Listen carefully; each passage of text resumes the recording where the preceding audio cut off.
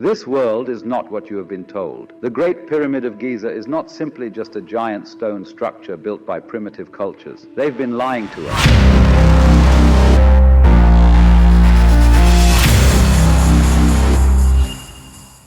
The ancient Egyptians regarded the issue of life and death as extremely important. Our civilization kind of avoids the subject of death, really. We don't want to know about death, we try to shove it away to the margins and not think about it, and least of all to prepare ourselves psychologically and spiritually for that moment that will come to us all. The ancient Egyptians put their best minds to work for 3,000 years on considering the mystery of death and what we may or may not confront when we die. And when it comes to these matters, I would rather listen to the ancient Egyptians than any bloody modern scientist. They may be able to weigh, measure, and count brilliantly, but they know nothing of matters of the spirit. We need to turn to civilizations like ancient Egypt, the ancient Maya, and to surviving shamanistic cultures around the world to understand really the mysteries of life and death. He was known as Ningajita, and in Egypt he was known as Thoth, but also known as Tahuti and Jehuti throughout that region as well, throughout Africa. What exactly is the King's List? It's a tablet that's got cuneiform on 4 sides, all 4 sides. I saw it in person. I've gone to visit it myself in the Ashmolean Museum at Oxford, England. This has a list of kings that ruled antediluvial time period. So we're talking about before the flood. So before the Great Flood, we're talking about kings that ruled. Alagar ruled for 36,000 years, and all these Alulim ruled for 28,800 years, and all these time frames are just crazy time frames. And it tells you when their ruling ended, where the kingship was moved, what part of Mesopotamia kingship was moved to as they ended their reigns and moved all around the region, staying within the same Mesopotamian area. And then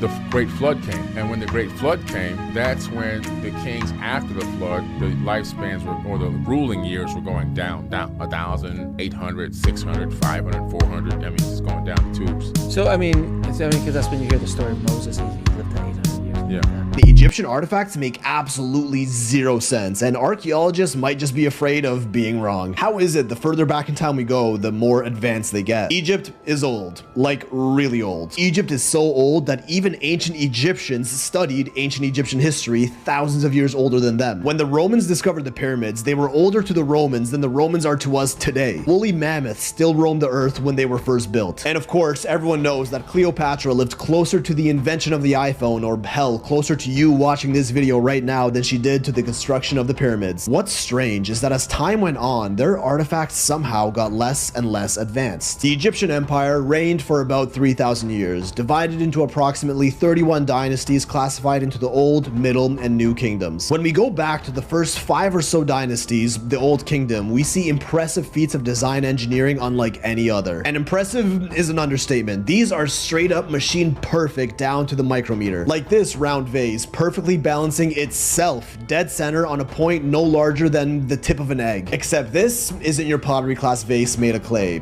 It's granite. And granite is harder than steel. That's a fact. Here are the numbers. Here's another vase, slightly chipped, revealing its walls are as thin as a playing card. Another bowl made from diorite, a stone as hard or even slightly harder than granite, whose walls are literally 1/40th of an inch or half a millimeter thick. We have no idea how to make granite pottery like this using known ancient methods, although high-tech machines could probably do the trick. But I don't think you realize how insane it is to suggest that this level of mechanical precision was achieved on granite using primitive tools softer than granite, the official claim. And these are just a few. There were over 40,000 of these artifacts found under the Step Pyramid of Djoser dating back to the 3rd or 4th dynasty, with some suggesting they're actually pre-dynastic, meaning they're even older, and the Old Kingdom Egyptians just inherited them from a previous civilization. Oh, we're in too deep now, Johnny boy. It's only in recent times when we'd finally analyze them with modern light scanning technology that we found out how mind-bendingly precise they really are. They took a jar, did some measurements in a lab, and to this day, Egyptologists have no explanation for these results. The top of the vase was 3/1000ths of an inch away from being perfectly flat, something only possible with like CNC machines today. For reference, a sheet of paper is 7/1000ths of an inch thick. A human hair is 2 to 3. This thing was a literal hair away from being perfectly flat. The inside lip of the vase's mouth was 1/1000th of an inch away from being perfectly perpendicular to the top, which is a mathematically flawless right angle. And the entire vase base was 13 thousandths of an inch, which is still just like 2 sheets of paper away from being perfectly circular. These are legit CNC machine level perfections, mass produced over 40,000 times on a material harder than steel using copper and stone tools by hand. Oh, and they might be pre-dynastic, before copper tools were widely even used. I don't see an ounce of logic in that. Okay, maybe this one was just a fluke, right? A one-off perfect vase as a result of mass producing over 40,000 of them. So they took more into the lab and found even more astonishingly accurate measurements, revealing alleged machine-calculated mathematical use of pi, the golden ratio, and more, again to within thousandths of an inch of accuracy. That's like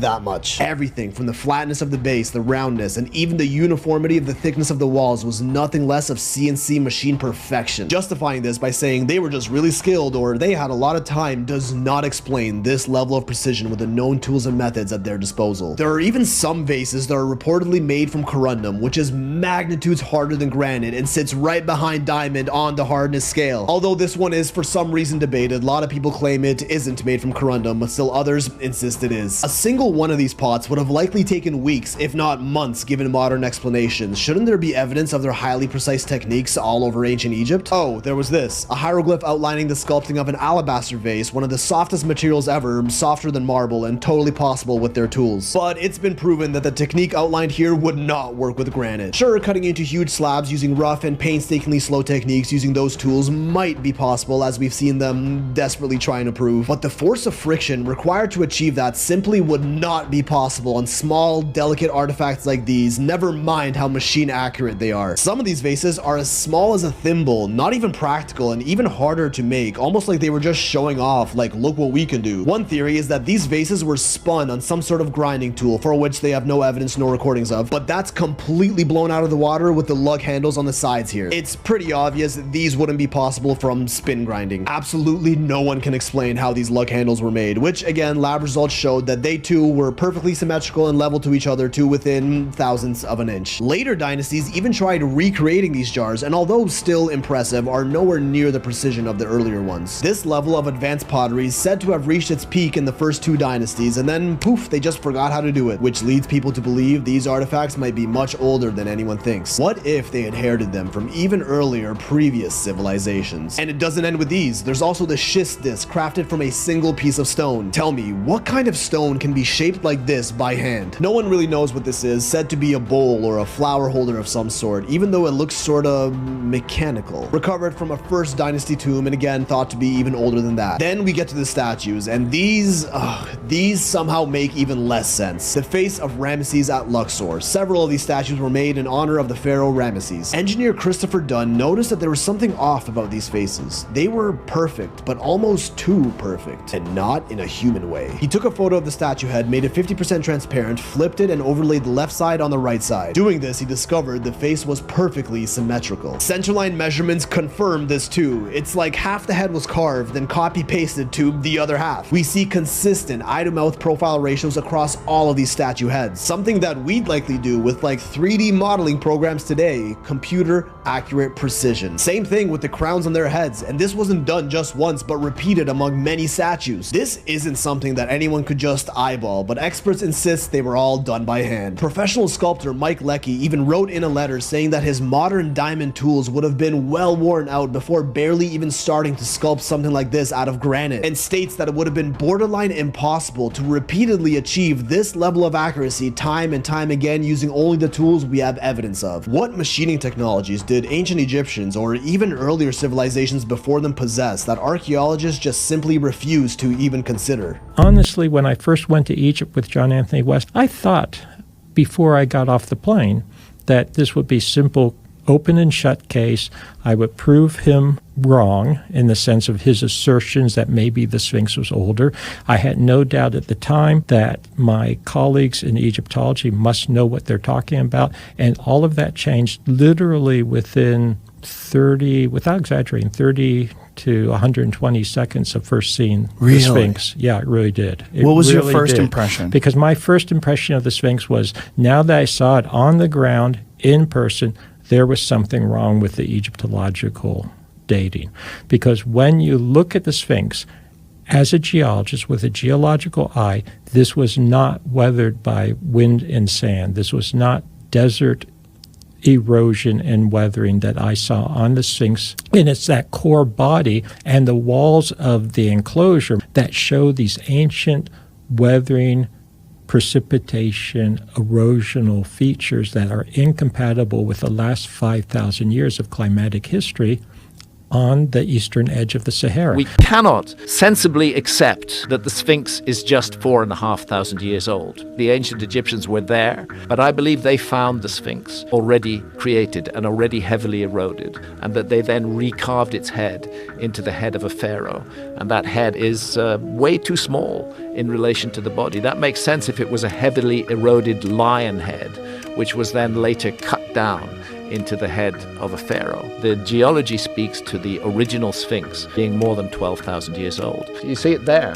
Right. Those deep vertical fissures are classic weathering produced by rainfall pouring over the edge of that. The data says the Sphinx is 12,000 plus years old. There should be a huge question mark over the Sphinx. They've been hiding this from you. The Sphinx wasn't just a guardian of the pyramids. It's the key to a hidden underground city. But that's not even the craziest thing that was recently discovered. In ancient Egyptian texts, there are references to hidden chambers, saying, "Beneath the lion lies the heart of our knowledge." The Sphinx was carved over 4,000 years ago, so what secrets lie beneath it? This is where things get scary. In recently discovered papyrus scrolls, it's said that the Sphinx wasn't merely a statue, but an entrance to an advanced ancient civilization known as the Osirians. The scrolls specifically mention that the Osirians, who possessed advanced engineering and knowledge, built a vast underground city beneath the Sphinx to protect their wisdom and technology from invaders. However, once the Osirians vanished, their city was sealed, and the true purpose of the Sphinx was hidden to keep their advanced knowledge out of the wrong hands. This explains why ground-penetrating radar has detected anomalies beneath the Sphinx, and why access to these areas remains restricted. The Sphinx actually says, "I have been here since the first time." Now, the word in ancient Egyptian for first time is Zep Tepi. And what they meant by this is the time when Osiris had come at the beginning of their civilization. The Egyptians talk about a golden age that existed 12,500 or so years ago. This is something that goes back at least 8,000 years before the current accepted chronology of Egypt. At that time, the gods mingled or walked with men. Could this extraordinary monument be a remnant from a golden age, when extraterrestrials coexisted with humans, as ancient astronaut theorists suggest? If so, does the Sphinx date back thousands of years before conventional scholars believe possible? Perhaps further clues of its true age can be found in the geological record of the Giza Plateau.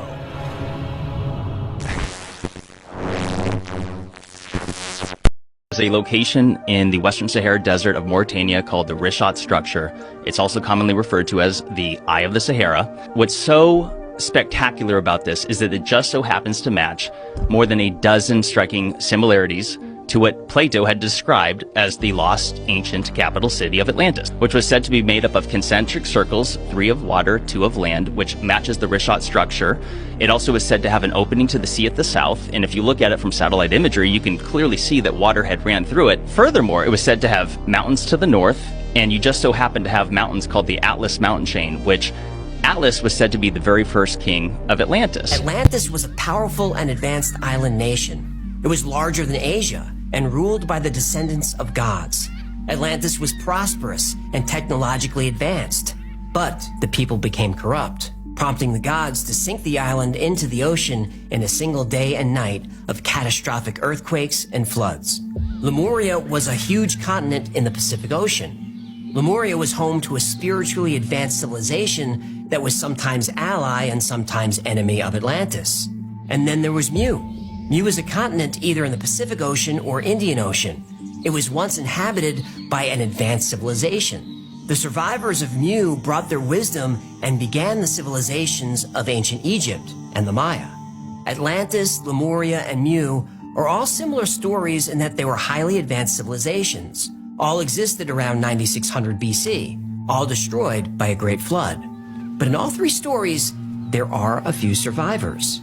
After the floodwaters recede and their homelands are destroyed, these survivors seek refuge on the mainland. The people they find are kind but primitive, so the survivors grant them the gift of civilization. And when you show up somewhere, it's always polite to bring something. Flour, bottle of wine, civilization. I agree, that's just good manners. Plato, which is the earliest surviving reference to Atlantis, puts it this way, that his ancestor Solon visited Egypt. And we know about that visit, it's historically recorded. That visit to Egypt was in 600 BC. And there Solon claimed to have been told by Egyptian priests about this great advanced civilization that once existed, but that angered the gods and was destroyed in an enormous flood. And Solon asked those Egyptian priests, when did this happen? And they said, 9,000 years ago. That's 11,600 years ago. And it's exactly the date of what is called Meltwater Pulse 1b, one of the biggest single rises overnight in sea level that ever occurred. So if Plato made it up, it's really weird that he picked a date that is precisely a date that coincides with the latest geological evidence on cataclysmic sea level rise at the end of the Ice Age. The civilization of Atlantis existed for thousands of years, and it was the entire world. It was not just an island out there. There was huge, beautiful cities, and then there were also natives and jungles. So they had it just like they have today. But the ones in the cities had learned how to use their minds to such a degree that they could do anything with it. They could mold stone and move stone. This is where the pyramids and everything were developed later, were by the survivors of Atlantis who still carried the knowledge of how this was done. They could move things, they could create things with their minds. They didn't have any more disease, they didn't grow old because they had complete control of their bodies. But they began to use the mind in the wrong way.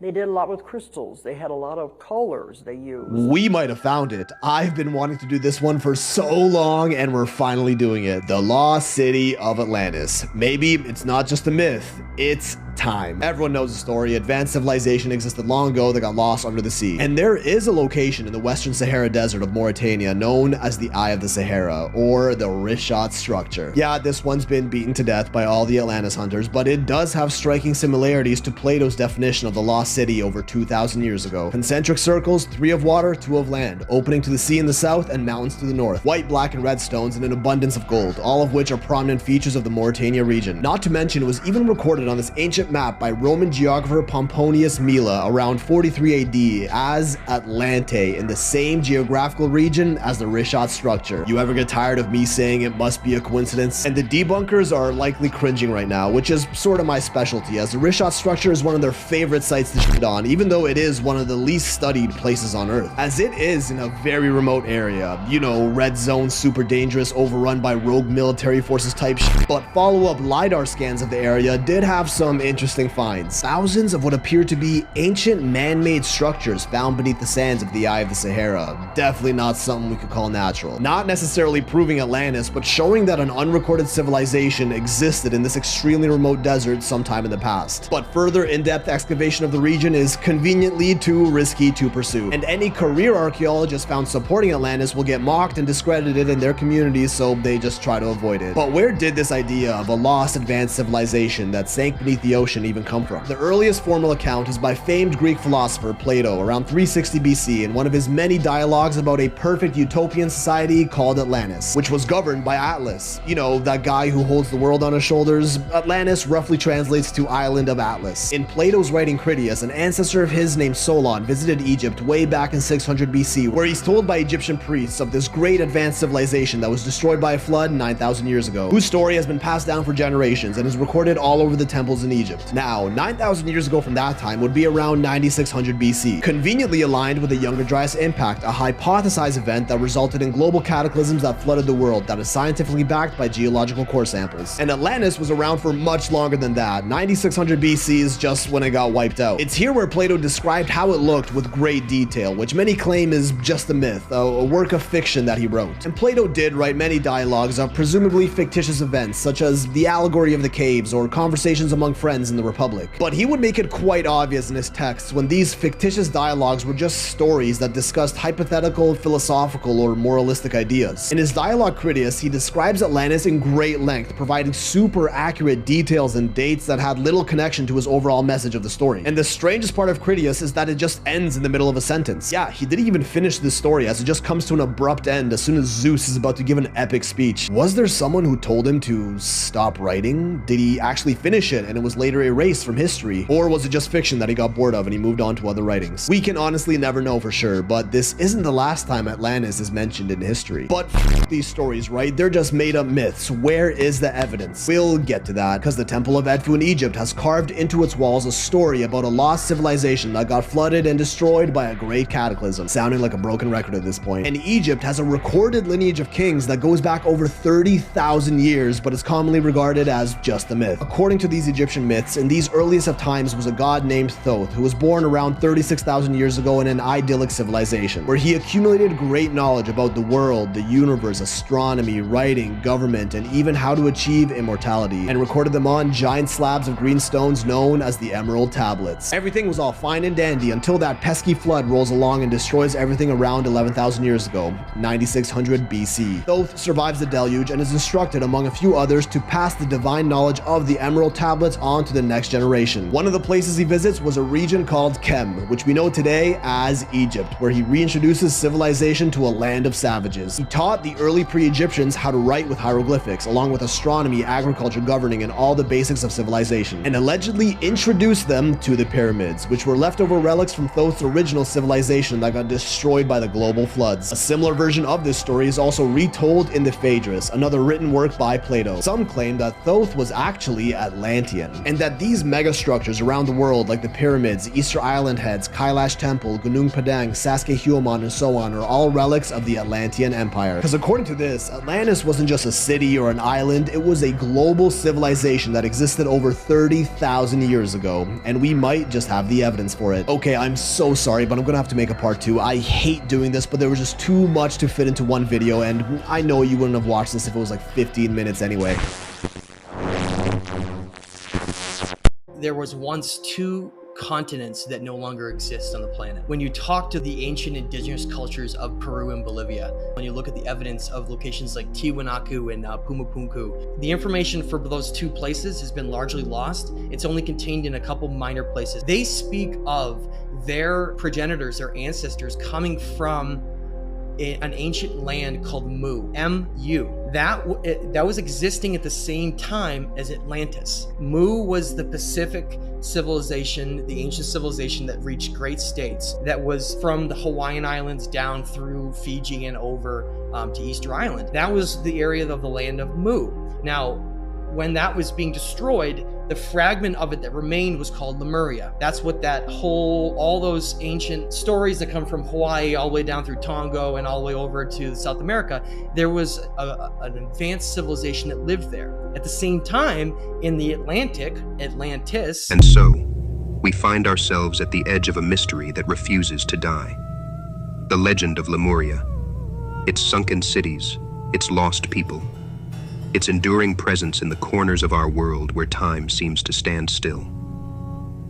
From the remote stones of Easter Island to the forgotten myths of ancient India, we're left asking, is Lemuria merely a story, or is it something more, something that points to a hidden past that the earth has tried to bury? The ancients spoke of beings who descended from the heavens, powerful, godlike entities with knowledge that shaped early humanity. These beings, the Anunnaki, are whispered about in Sumerian texts, their influence reaching across continents, across oceans, and perhaps even across the very fabric of time itself. Were they the architects of these lost civilizations?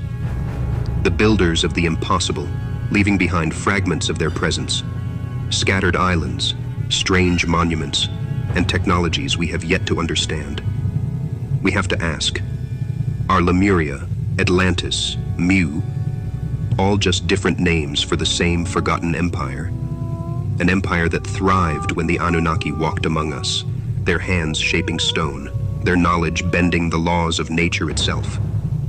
Did they rule over a time when Earth was not just a planet of primitive tribes, but a world touched by advanced technology, by forces we are only now beginning to rediscover? Or perhaps these myths are more than just stories. They are memories, echoes from a time when humanity wasn't alone, when the gods lived among us, when the line between divine and mortal was blurred, a time that ended in cataclysm, leaving only ruins and whispers in its wake. But the remnants are still here, under the ocean, beneath the ground, and in the forgotten histories of our ancestors. The Anunnaki may have vanished, but their legacy, their knowledge, may still pulse within these ruins, waiting for us to rediscover it.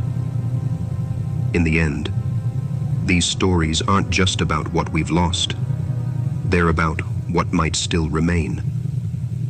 And the question we're left with is, how much of our world's forgotten history do we dare to uncover? Marikandam, which is a mythical continent believed to be lost, with an ancient Tamil civilization supposedly located south of present-day India in the Indian Ocean. And if LeMuria is real, that is supposedly connecting to Madagascar and then down into Australia as well, a big landmass there.